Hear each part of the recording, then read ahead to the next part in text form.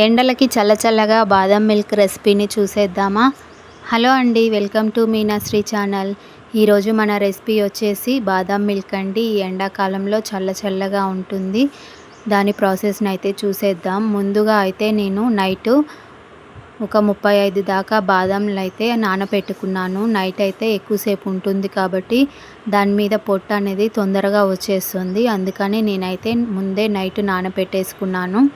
నానబెట్టుకున్న తర్వాత మార్నింగ్ మళ్ళీ వాటర్ మార్చేసుకొని పొట్టునైతే మొత్తం తీసేసుకోవాలి. ఇలా మొత్తం 35 బాదమ్స్ అయితే తీసేసుకుంటూ ఉన్నాను. ఇలా నానడం వల్ల పొట్టు అనేది ఈజీగా వస్తుందండి. అలా మొత్తం అన్నీ తీసేసుకోవాలి. అలా అన్నీ తీసేసుకున్న తర్వాత ఒక మిక్సీ జార్ తీసుకొని మనం పొట్టు తీసుకున్న బాదం అన్నిటినీ వేసేసుకోవాలి. వేసుకొని వాటర్ పోసుకుంటూ మెత్తని పేస్ట్ లాగా అయితే చేసుకోవాలి. అలా మెత్తని పేస్ట్ లాగా చేసుకున్న తర్వాత పక్కన పెట్టుకోవాలి. తర్వాత ఒక చిన్న బౌల్ తీసుకొని దాంట్లో 2 స్పూన్ల కస్టర్డ్ పౌడర్ అయితే వేసుకోవాలి.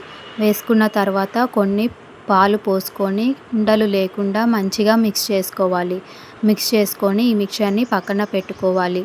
తర్వాత స్టవ్ మీద పాలు మసిలేటప్పుడు మనం ముందుగా పేస్ట్ చేసి పెట్టుకున్న బాదం పేస్ట్ని అయితే వేసేసుకోవాలి. వేసుకొని మంచిగా మిక్స్ చేసుకుంటూ కాసేపు అయితే పాలని మరిగించుకోవాలి. అలా పాలు మరిగిన తర్వాత దాంట్లో మన టేస్ట్కి సరిపడినంత షుగర్ అయితే వేసుకోవాలి. షుగర్ అనేది మన తీపి మీద ఆధారపడి ఉంటుందండి. అలా షుగర్ కూడా వేసుకొని కాసేపు అయితే మరిగించుకోవాలి.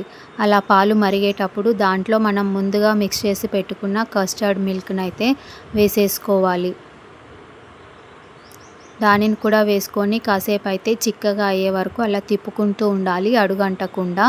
అలా కొంచెం దగ్గరగా అయ్యేటప్పుడు అయితే స్టవ్ ఆఫ్ చేసుకొని ఫ్రిడ్జ్లో పెట్టేసుకోవాలండి.